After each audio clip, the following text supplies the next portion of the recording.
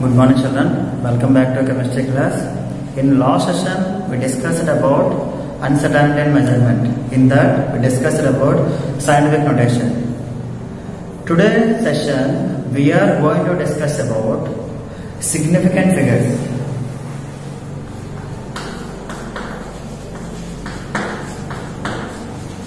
Significant figures.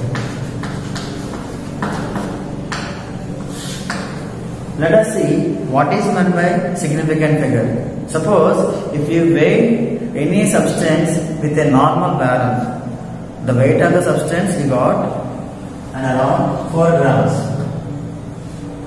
Or you weigh the same substance by simple balance or analytical balance which we use in the laboratory. We got the value something like this, 3.98672 grams. Here 3.98672 grams we got the value when we using simple balance or normal balance. We got 4 grams when we use normal balance. Here after decimal we got numbers like 98672. These numbers are not confined. These numbers are not countable. So these numbers are called uncertain numbers. They possess uncertainty. They are not certainty. So here, when we write the exact numbers, those exact numbers are called significant figures. Significant figures means countable figures. I am repeating children. Significant figures means countable figures or counting numbers. There are some certain rules to count significant figures. Let us see the rules for significant figures. First one, all non-zero digits.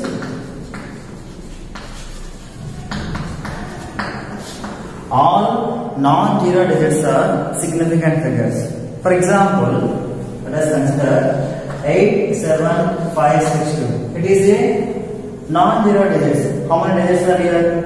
1, 2, 3, 4, 5. So its significant figure is 5. And 372. How many non-zero digits are here? 3. So its significant figure is 3. So rule number 1, all non-zero digits are significant. The second rule,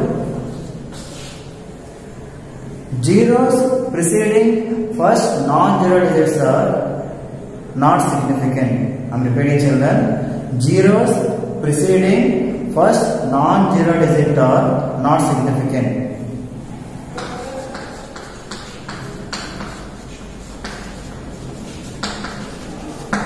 Zeros preceding first non-zero digit are not significant. For example, 0.0036. What is the significant figure of this number? Significant figure is 2. Because here zeros preceding the non-zero term here. That's right. Here only 2 digits are here. So these two are countable. Remaining zeros preceding the first non-zero term is not significant. One more example, 0.56. Significant figure is 2 here because zeros preceding first non-zero digit is not significant. This is second rule. The third rule, zeros between two non-zero digits are significant. Zeros between two non-zero digits. Zeros between two non-zero digits are significant. For example, 780065. Here zeros between two non-zero digit number. So its significant significant number is 2, 4, 6. The significant number is 6. Next 8, 0, 0, 3. Here zeros are adjusting between two non-zero digits. That's why its significant number is 4. When zeros between two non-zero digits are significant. Next fourth rule. Zeros at the end are right on the decimal point are significant. I am repeating, children. Zeros at the end are right on the decimal point are significant. For example, 100. 100 as one significant figure. Or 100.0 as 4 significant figures. Allow me to try to understand this, children. Here 100 as one significant figure and 100.0 as 4 significant figures, because rule number 4 tells that zeros at the end are right on the decimal point are significant. If there is no decimal point at the end, then those zeros are not significant. I am repeating. If there is no decimal point at end, those zeros are not significant. That's why here 100 has only one significant figure. Here 100.0 has 4 significant figures, because 100.0. So here all digits are countable, including the zeros. That's why 1, 2, 3, 4. 4 figures are there. That's why its significant figure is 4. In above case 100, these zeros are not countable. So that's why the significant number is 1. So rule number 4 tells that zeros at the end are right on the decimal point are significant. If there is no decimal point at the end, those zeros are not significant. This is rule number 4. Next, rule number 5. Counting figures are not significant. For example, 5. 5 is a counting figure. Or 10. 10 is a counting figure.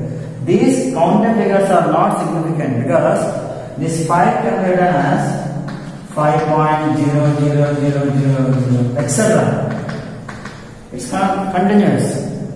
Similarly 10. That's why counting figures are not significant. Next, the digits which we are using scientific notation. For example, Avogadro's number denoted by n0.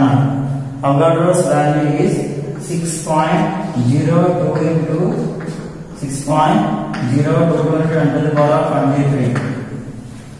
This is the value of Avogadro's constant. Here, the significant figure of Avogadro's constant is 4.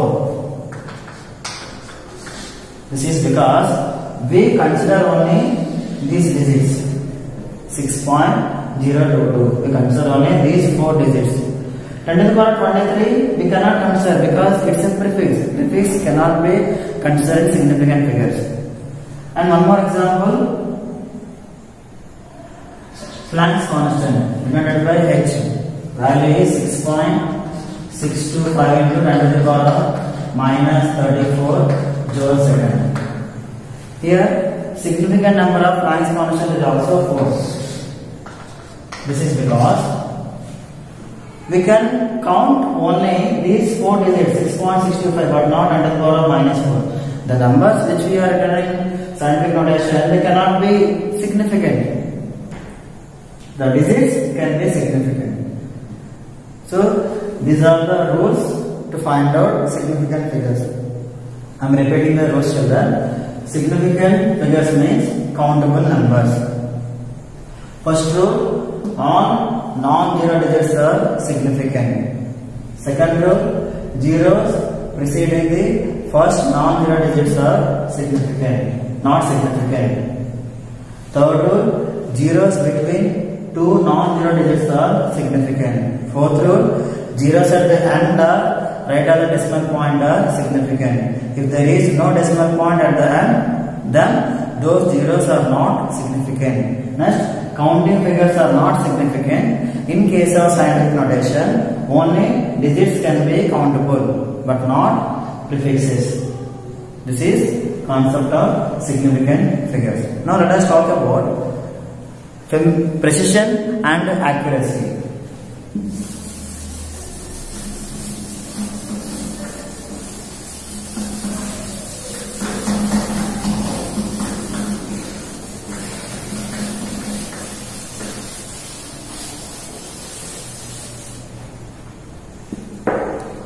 We are very familiar with the words like precision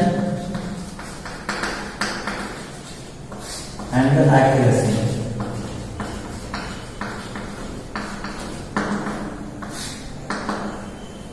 Let us know the terms here. What is meant by precision? Precision refers to the closeness of the various measurements of the same value. I am repeating, children. Precision refers to the closeness of the various measurements for the same value. Accuracy refers to the final value or final agreement to the true value. Let us discuss the words like precision and accuracy with an example. Suppose let us consider three students. Student A,